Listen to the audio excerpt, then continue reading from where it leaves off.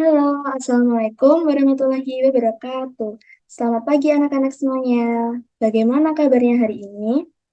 Nah, Ibu Guru berharap semoga semuanya selalu diberikan kesehatan ya. Nah, sebelum kita memulai pembelajaran pada pagi hari ini, marilah kita berdoa menurut agama dan kepercayaannya masing-masing. Berdoa mulai.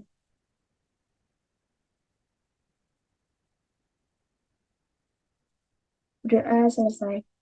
Nah, pada kesempatan kali ini, Ibu Guru akan menyampaikan materi untuk kelas 2 tema 1 Hidup Rukun, subtema 1 Hidup Rukun di Rumah, pembelajaran 1. Nah, tujuan pembelajaran yang akan kita capai hari ini adalah yang pertama, dapat menyebutkan ungkapan yang terdapat pada teks cerita dengan tepat. Yang kedua, siswa dapat menyatakan kumpulan objek dengan bilangan dengan benar. Dan yang ketiga, siswa dapat membedakan panjang dan pendek bunyi pada lagu anak dengan tepat. Nah, selanjutnya Ibu Guru mau bertanya, bagaimana sih agar kerukunan itu dapat terjaga, baik itu di rumah, tempat bermain, sekolah, dan masyarakat. Nah, sekarang coba kalian amati gambar yang ada pada layar PowerPoint itu. Nah, di situ ada 4 gambar yang menunjukkan tentang hidup rukun. Nah, gambar yang pertama adalah gambar ketika Udin dan Edo saling berbagi makanan. Gambar yang kedua, itu gambar apa anak-anak? Ya, betul. Gambar yang kedua adalah gambar Udin hidup rukun dengan kakaknya. Ditunjukkan dengan cara belajar bersama. Lalu, gambar yang ketiga menunjukkan hidup rukun antara Udin dan Edo ketika bermain. Yang terakhir, yang gambar keempat itu gambar apa anak-anak? Betul, gambar yang keempat ini menunjukkan tentang gotong royong yang mencerminkan hidup rukun dalam masyarakat. Nah, jadi nanti ada 4 subtema yang akan kita pelajari di tema 1 ini. Akan tetapi, kali ini yang akan kita bahas pada tema 1, subtema 1 pembelajaran 1 adalah hidup rukun di rumah.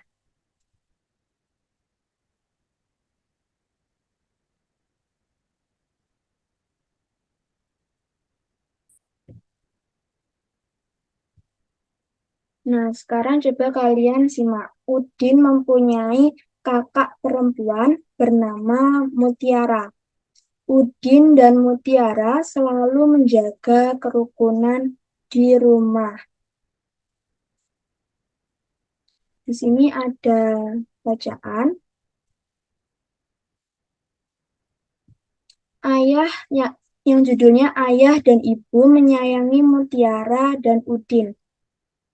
Nah, kita baca bersama ya anak-anak. Suatu hari, ayah membawakan buah tangan untuk Mutiara dan Udin. Mutiara mendapatkan buku cerita, Udin mendapatkan mainan. Mutiara dan Udin berterima kasih kepada ayah dan ibu. Mutiara dan Udin tidak saling berebut oleh-oleh. Ayah dan ibu bahagia melihat buah hati mereka selalu rukun. Nah, ini adalah bacaan yang menunjukkan ayah dan ibu menyayangi Mutiara dan Udin. Jadi, di sini ayah membawakan buah tangan untuk Mutiara dan Udin.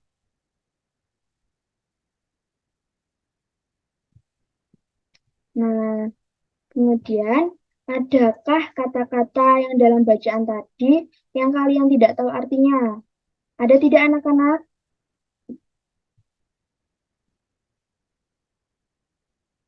Nah, tadi ada kata buah tangan dan buah hati.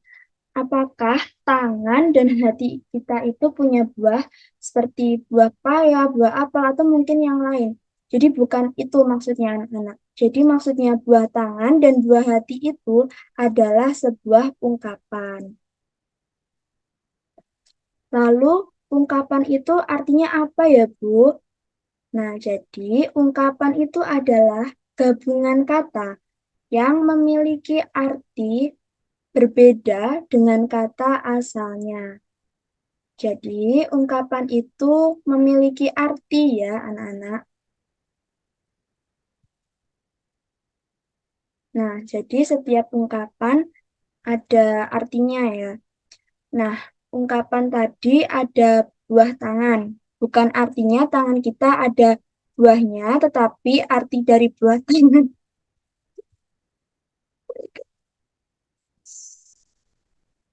Iya.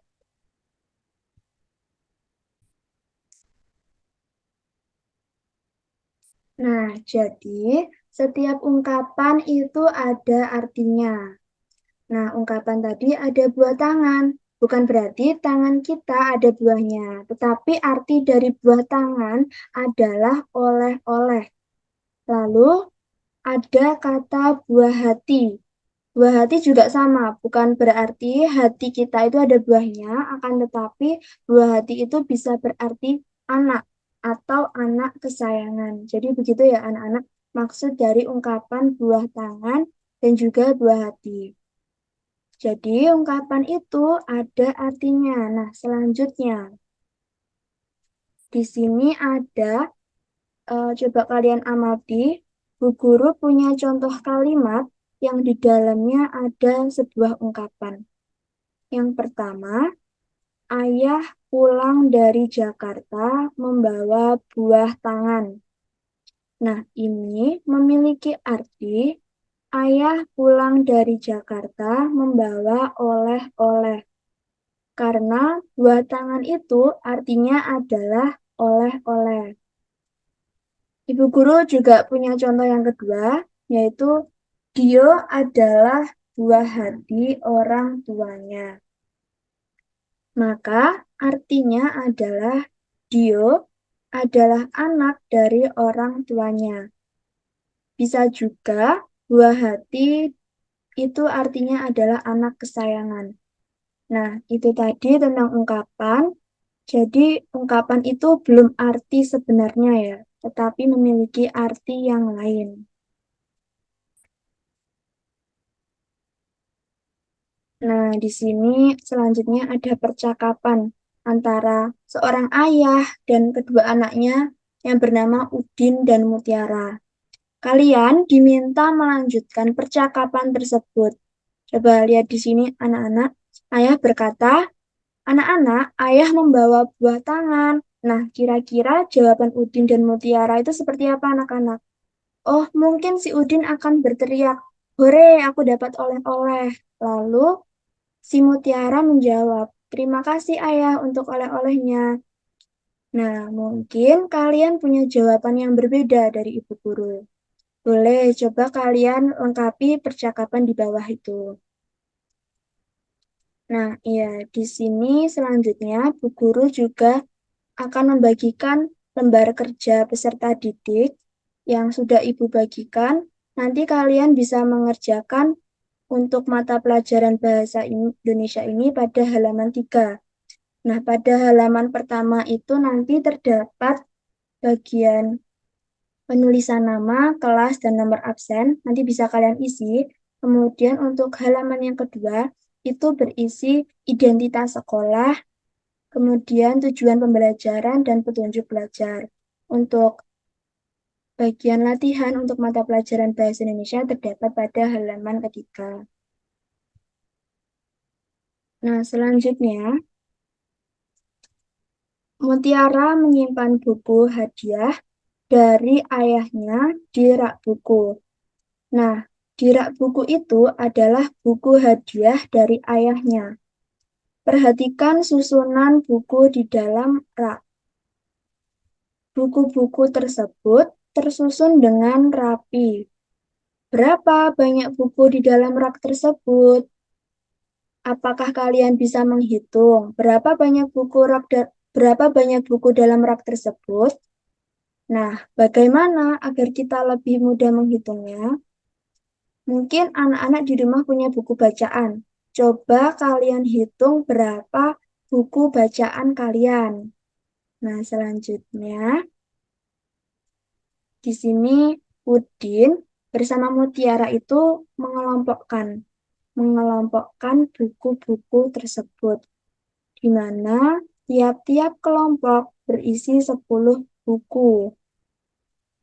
Nah, satu kelompok itu satu puluhan. Kalau 50-an sama dengan 50. Jadi, satu kelompok itu isinya 10 buku atau satu puluhan. Kalau ada 5 tumpuk buku, maka akan ada 50 buku.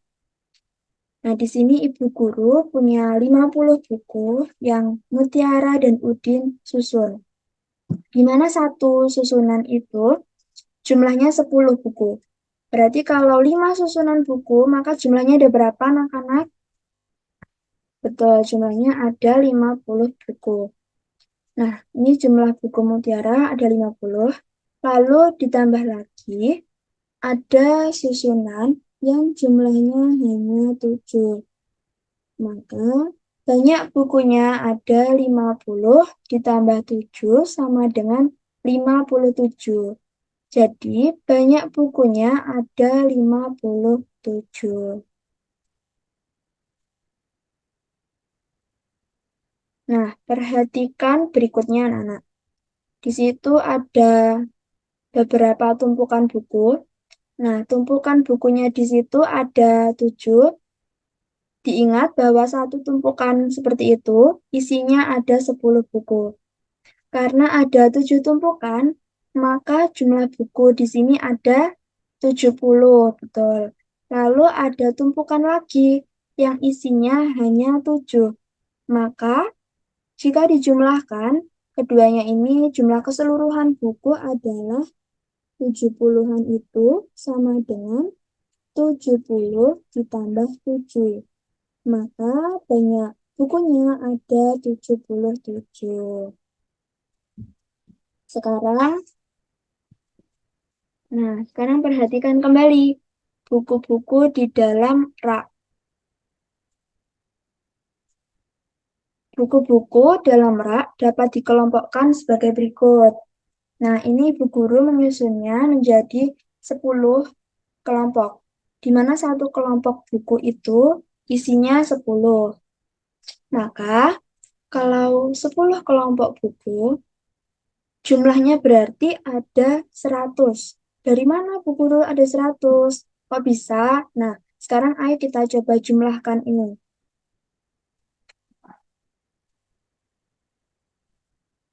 Nah, ini ada 10. Kemudian ditambah 10, berarti sama dengan 20. Kemudian ditambah lagi, berarti jadi ada 30. 30 ditambah 10 lagi, berarti sama dengan 40. Ditambah 10 lagi sama dengan 50. Ditambah 10 sama dengan 60. Tambah 10 lagi jadi 70.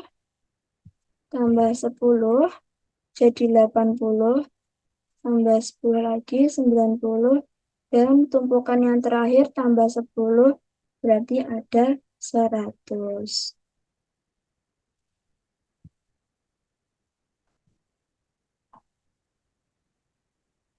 Oke, jadi seperti itu.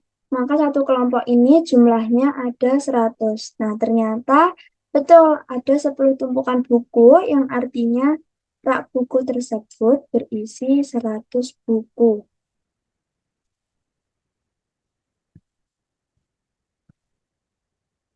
Nah, sekarang amati. Coba kalian amati gambar berikut ini, anak-anak.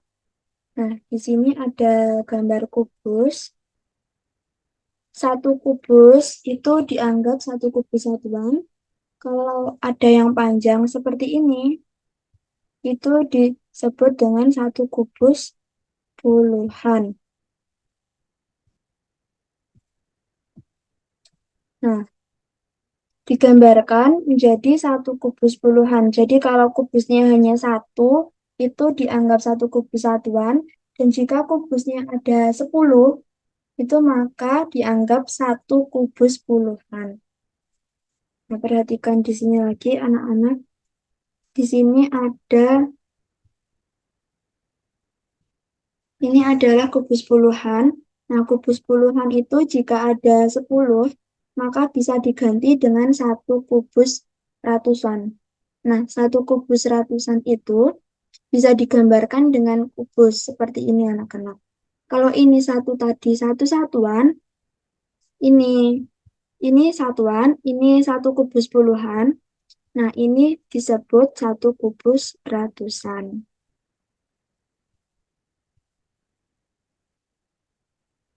Nah, sekarang kita lihat berikutnya.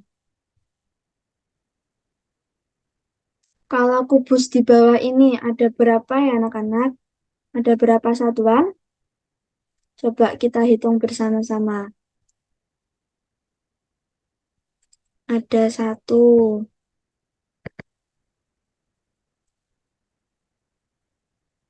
ini ada satu, ada dua, ada tiga, ada empat, lima, enam, tujuh, dan delapan.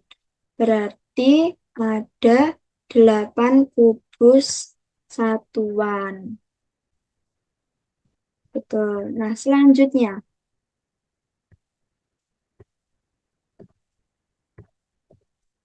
Nah, selanjutnya ini, kalau kubus di bawah ini ada berapa satuan anak-anak? Mari kita hitung bersama. Satu deret ini tadi ada 10 kubus. Kita hitung lagi.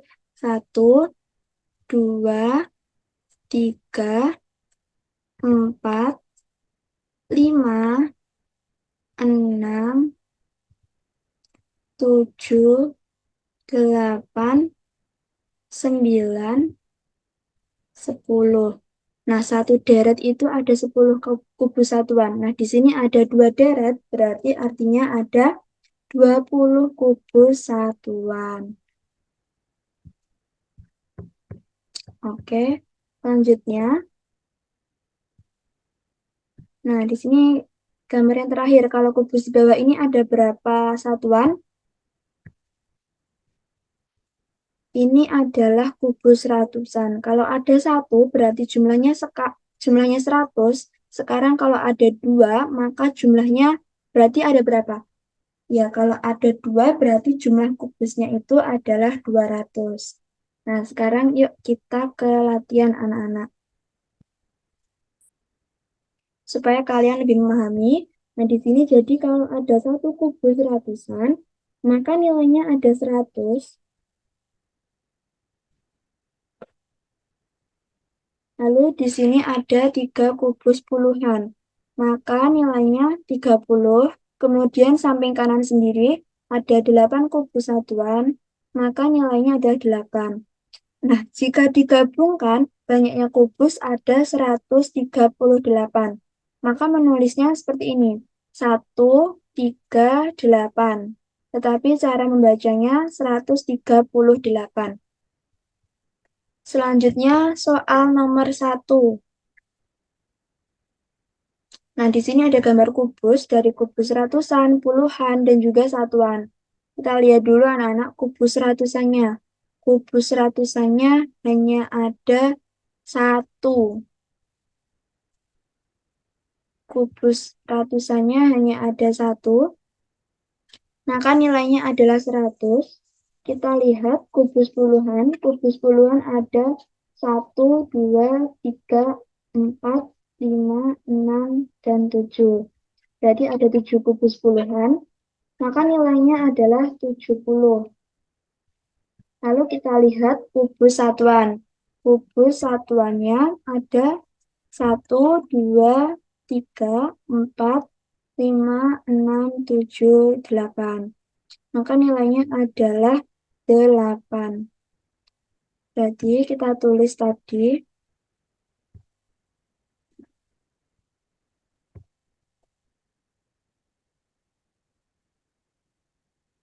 Nah, di sini tadi adalah 100. Kemudian di sini ada,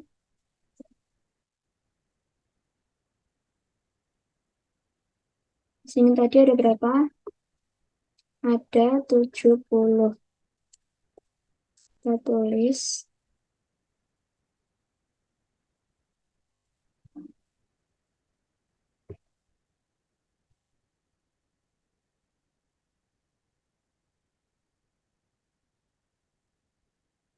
Selanjutnya di sini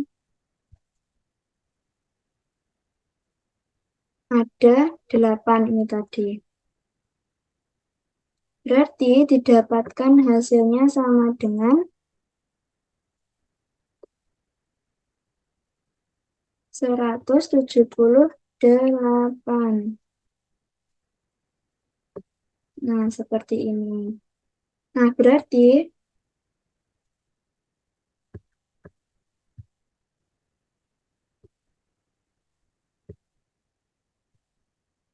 nah, nulisnya berarti 178, bukan 1000708.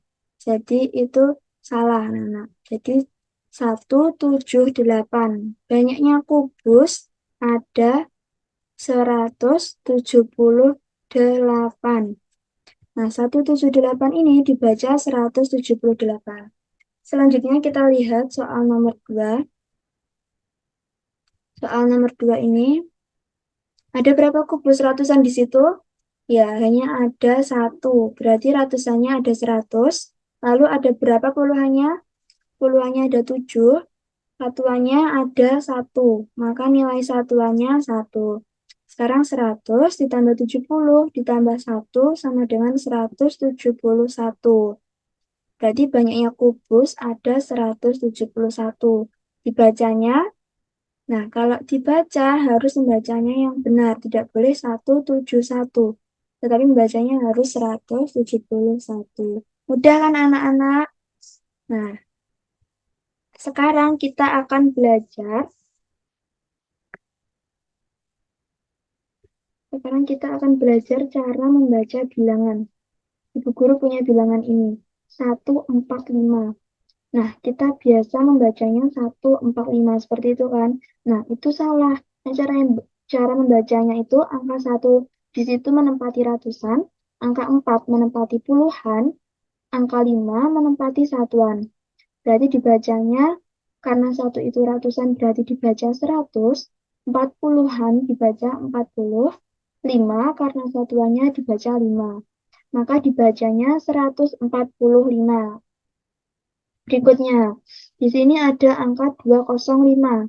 Apakah seperti itu membacanya? Tidak. Angka berapa yang menempati ratusan? Ya, angka 2. Lalu puluhannya angka 0 di situ. Lalu satuannya angka 5. Lalu bagaimana cara membacanya, Bu? Nah, cara membacanya seperti ini. 205. Karena di sini puluhannya 0, maka tidak dibaca 205, tetapi 205. Berikutnya yang ketiga, ada bilangan 350. Dibacanya ratusannya 3, puluhannya 5, satuannya 0. Maka kita membacanya 350, bukan 350.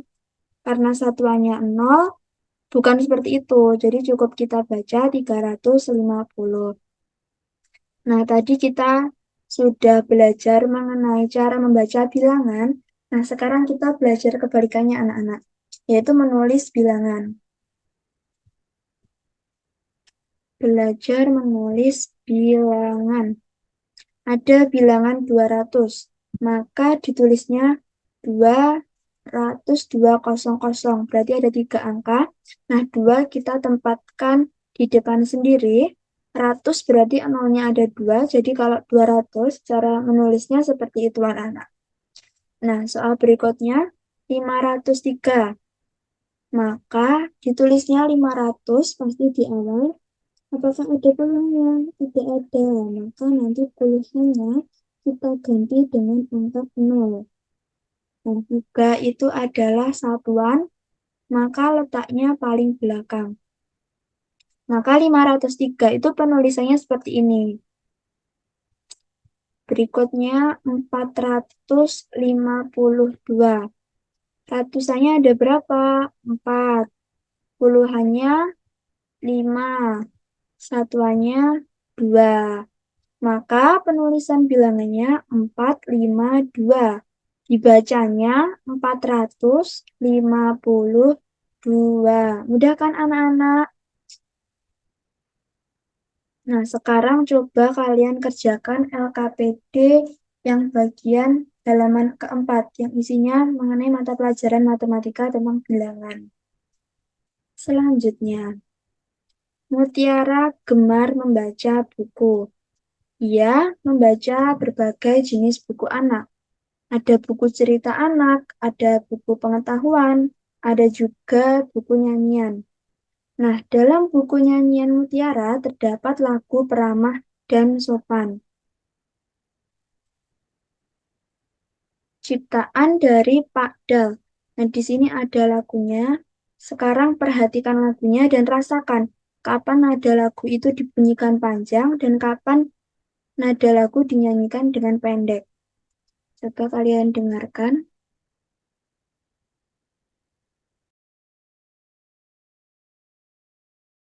Rajin belajar, peramah dan sopan.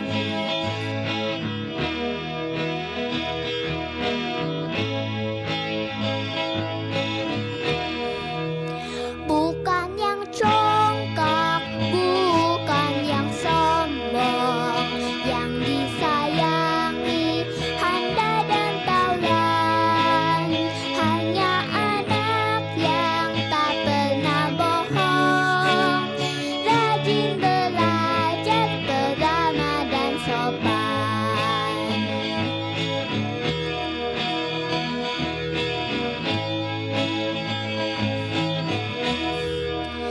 Bukan yang congkak, bukan yang sombong, yang disayangi, handal dan taulan. Hanya anak yang tak pernah bohong, rajin belajar, peramah dan sopan.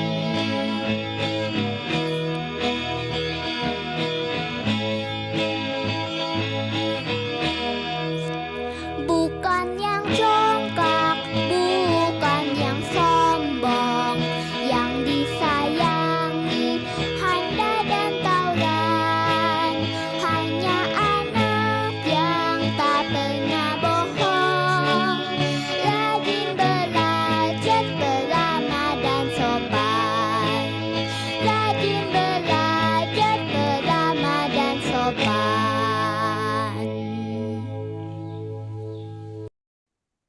Nah, dalam buku nyanyian Mutiara ada lagu Peramah dan Sopan itu tadi.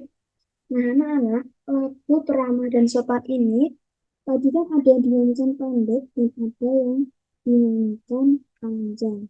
Nah, di sini saya ulangi lagi bahwa lagu Peramah dan Sopan itu ada yang dinyanyikan pendek dan ada yang dinyanyikan dengan nada yang panjang.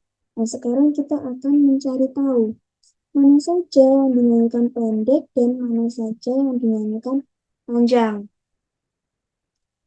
Nah, untuk kalian mempelajari tentang panjang dan pendek nada pada lagu, kita lihat di sini, kita akan memberikan tanda titik pada bagian yang dinyanyikan pendek. Sedangkan untuk yang dinyanyikan panjang, kita akan beri tanda garis. Nah, Ibu Guru punya syairnya di sini. Kita lihat syair yang pertama, bukannya congkak. Nah, berarti kita sama-sama tahu. Yang pertama, lirik bukannya. Nah, bukannya itu berarti cepat. Berarti itu dinyanyikan dengan nada yang pendek. Berarti tandanya lingkaran. Bukannya congkak. Nah, berarti congkaknya dinyanyikan panjang. Berarti tandanya adalah garis. Sekarang kita lihat bawahnya. bukannya sombong. Nah, ini hampir sama dengan atasnya. Lirik bukannya itu juga dinyanyikan dengan nada yang pendek. Maka kita beri tanda titiknya di sini. Nah, lalu lirik sombongnya itu dinyanyikan panjang ya. Lanjut ke baris ketiga. Yang disayangi. Nah, yangnya itu pendek. Di juga pendek. Yang disayangi berarti sa-nya itu juga pendek juga.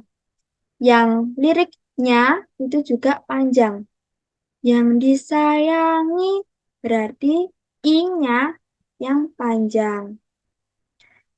Yang disayangi handai dan taulan berarti han pendek, dai pendek juga, dan pendek, tau pendek, lan-nya itu panjang.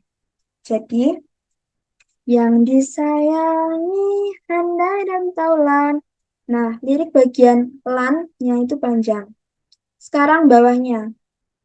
Hanya anak. Nah, coba sampai situ dulu. Hanya anak, berarti hanya pendek. Maka kita beri tanda titik di bawah huruf H. Kemudian nya titik juga.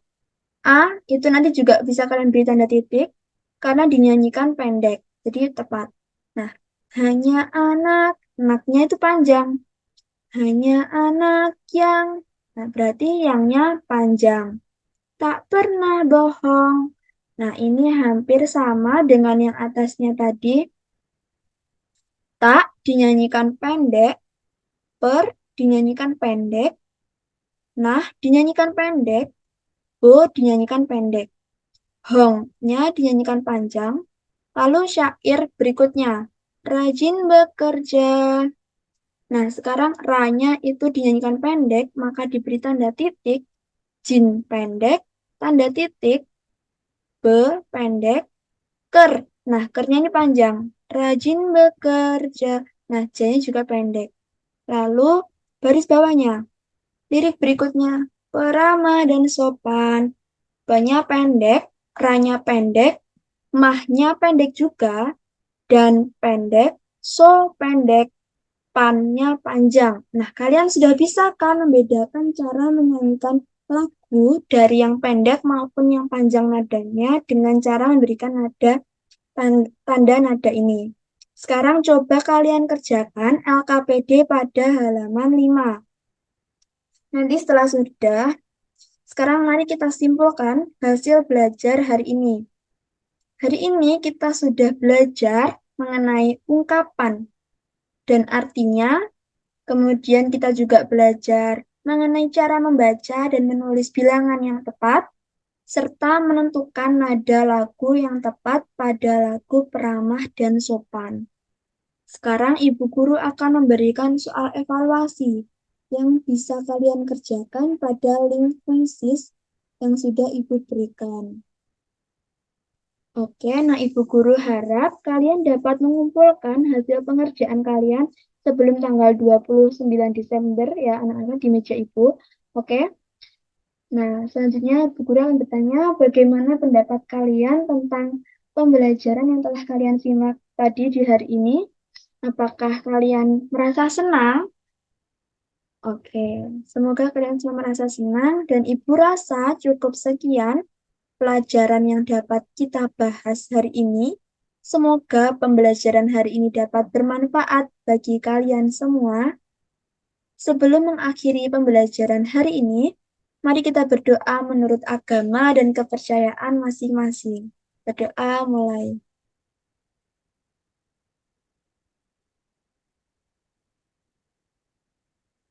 Berdoa selesai. Ibu Guru akhiri, sekian. Wassalamualaikum warahmatullahi wabarakatuh.